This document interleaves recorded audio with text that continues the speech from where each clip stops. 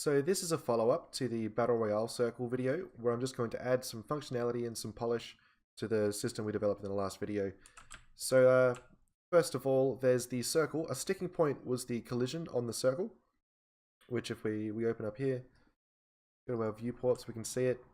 It was just a little bit weird detecting in and out of the sphere. So when we go to dome, we find our static mesh, open it up. What I've done is I've just made the collision just a bit smaller than the sphere. I don't know if that's showing on the recording. It's like a pale green sphere, but I've just made it a little bit smaller. There it is there. A little bit smaller than the bounds of the sphere itself. And this just smooths out the transition from being inside and outside with regards to the post-process transition. But I would suggest looking into this more, like maybe with a big cylinder collision, just so it's a bit easier for the engine to calculate, that kind of thing, just to smooth it out. So there's that. Then there's the changes to the post-processing when we're outside the circle. So if we go over to our character, open it up, we have our post-process actor over here, and we've still got our temperature and tint changes. I've also added quite a lot of bloom.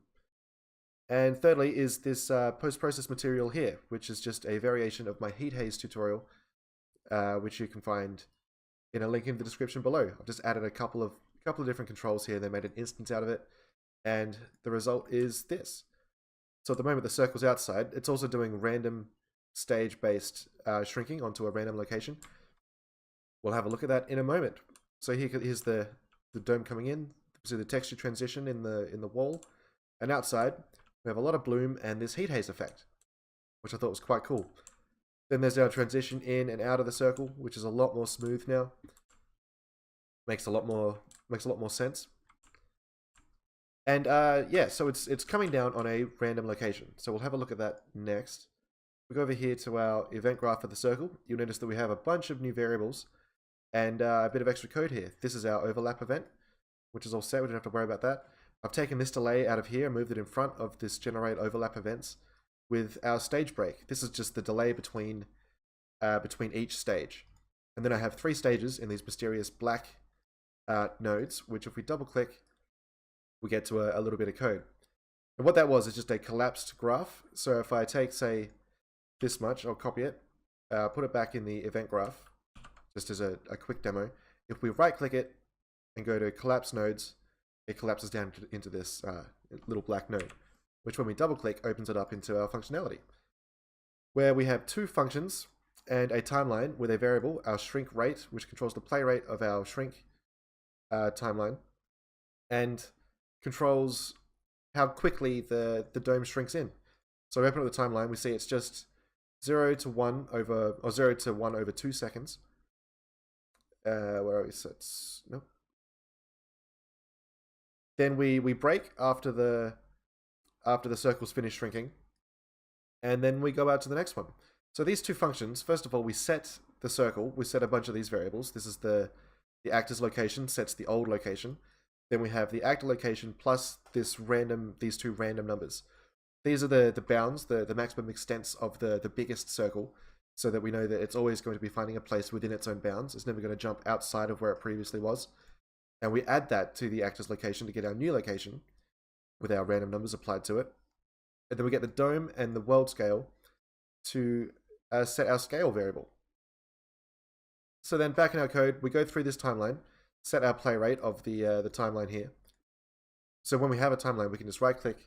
This one's called shrink. We can get shrink the timeline. Then set its play rate to the shrink rate. Then we go to update the circle. This is where we lerp between our old scale and our scale minus our shrink amount. So it's going to shrink by the amount of this variable over the period of time. And we use a lerp node, like a vector lerp node, similar to how we would in materials, and then apply the alpha as the timeline result, that 0 to 1 value. Where are we? And then also using that same 0 to 1 value is the location. We lerp between the 2 location values, the old location and the new location. So this little section here is going to control where the dome moves to, and this little section here controls how small it gets. And that's our stage 1 finished. So back in the event graph, because I noticed that you can't put timelines into their own functions. I just collapsed those nodes, and then duplicated them twice. So that now there are 3 stages. But you can adjust like your stage break, your shrink amount, and the original scale of your dome, and duplicate this as many times as you want, I suppose, for as many stages as you need.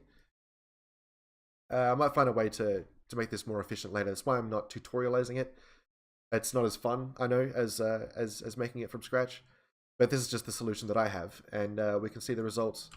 See the results like this. So if I change the default pawn class to the spectator pawn, and we'll go to our world outliner, find the player start, and I'm just going to move it up in the air so we can see the dome. We'll hit play, so we can see the dome on the outside there, and it's going to shrink in, stop, then it's going to shrink in again, and it's going to shrink in one more time. Just like that. So take note of where that circle landed, because when we hit play and we watch it again, we'll see it pick a new random location.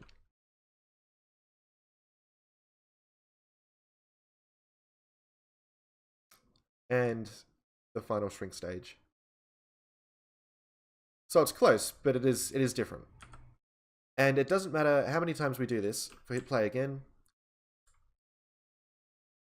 or watch it shrink, it seems to like going in that direction. And the circle comes in again. It's going to find a new location every single time. And just one more time, just because it's fun.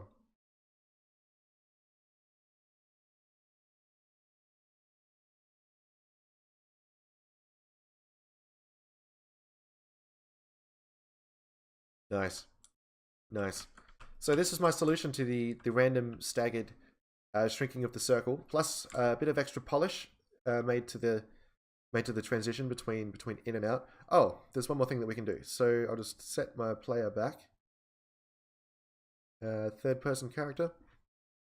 And if we go over to the third person character, to the begin play node, and so next to our deal damage and change color functions, we'll plug in a create HUD widget, a create widget, make it our compass from our PUBG compass tutorial video. Hit play, compile, or compile then play. Oh, of course.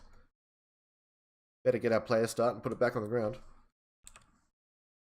Alright, now we'll hit play. And you see we have the compass at the top. And this is handy because it's a lot easier to change just where the sun is pointing than it is to change, you know, to remake that compass texture. So we can look at where the sun is, like where the sun's going to set, and we can adjust our directional light appropriately. We can rotate it around. As we see here, well, you can kind of see it in the sky. You'll have to refresh the sky sphere material like this. And yeah, adjust the position of the sun and the rotation that the sun rises and sets to match the compass.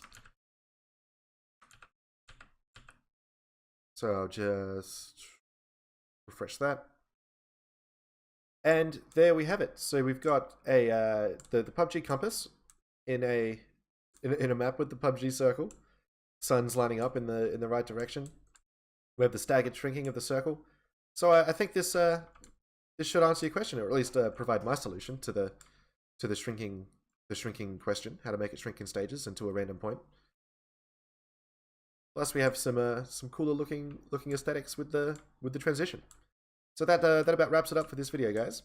Thanks for watching all the way through. I'm glad so many of you liked the Battle Royale circle. I'm happy to have come back and done some more with it. And also, if you notice, there is a sneak preview somewhere in this video to a future tutorial. So if you can spot it, leave a comment down below. Anyway, I'll see you in the next video.